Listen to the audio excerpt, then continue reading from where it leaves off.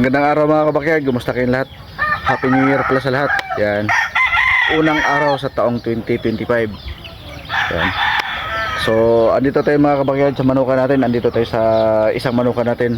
Dito mga kabakyard, ang mga nakalagay dito, puro stag. Ibang bloodline kasi dalawang manukan din doon sa kabila, tsaka dito.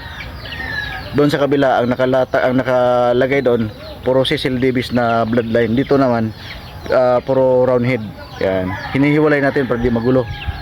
Ito mga kabakyard pala ang ipapakita ko sa inyo dito. Lahat kabuuhan talaga sa manuka natin. Di tayo naglalagay ng bandid. Di naman porket bandid manok mo, isa ka na sa pinakamagaling. Dami mga mahusay ngayon nga small breeder, mga small backyard na magaganda at magagaling din mga manok nila.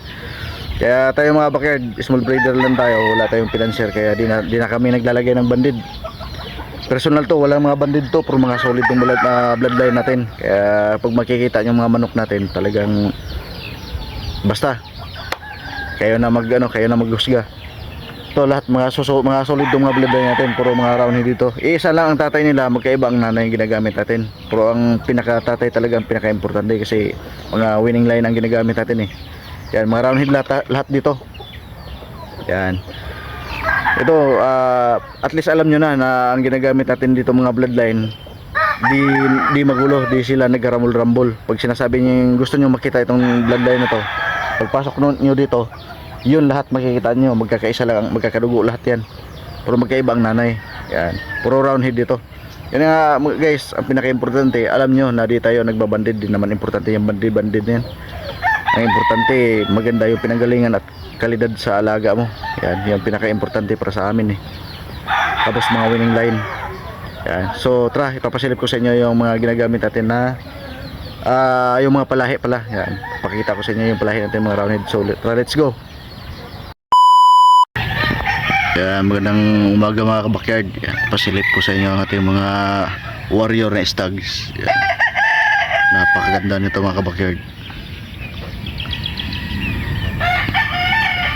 Ito yung mga stags natin nga tagsi 7 months, mga high station.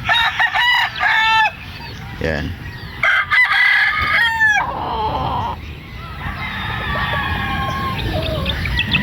Ang haba nila oh. Lalapad ng likod. Ito yung mga yellow lead natin. Yan oh. Yan, nagka-cross to sa claret.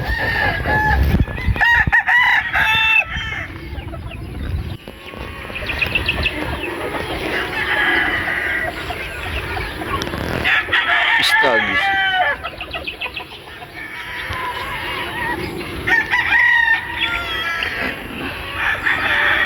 Yan, mga solid bloodline.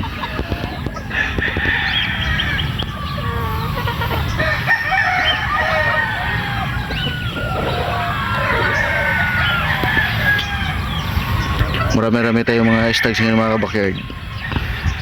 Puro to mga high station, mga solid natin to mga palahi.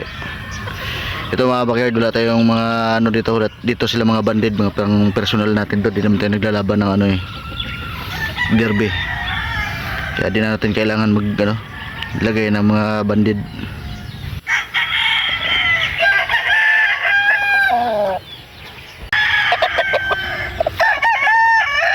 Napakaganda ng mga sukat itong mga palahi natin mga backyard.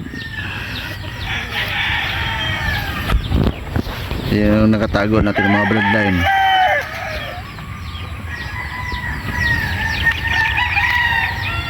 Yan.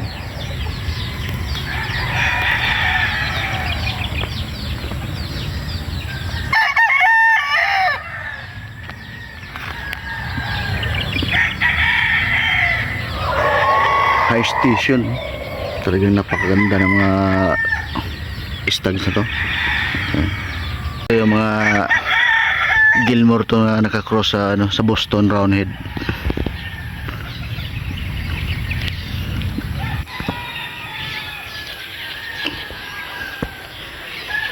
Ito siya mid to high.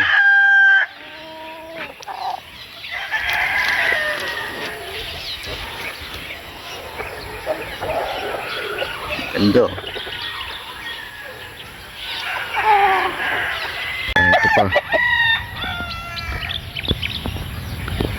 Mga solid na bloodline, solid stag.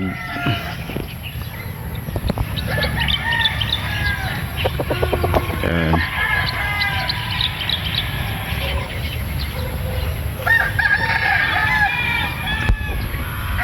Ito mga kabakyard, halos iisa lang ang bloodline nito, ang pinanggalingan ng ng tatay nila. Boston Roundhead ang pinakatatay nito nilang lahat. Magkaiba lang ng nanay. Yan. Kaya solid na solid. Yan. Ito naman 9 months. Doom. Sweater Doom tong nakakross din to sa Gilmore. Yan. Napakaganda ng mga stags natin ngayong taon na to. Yan.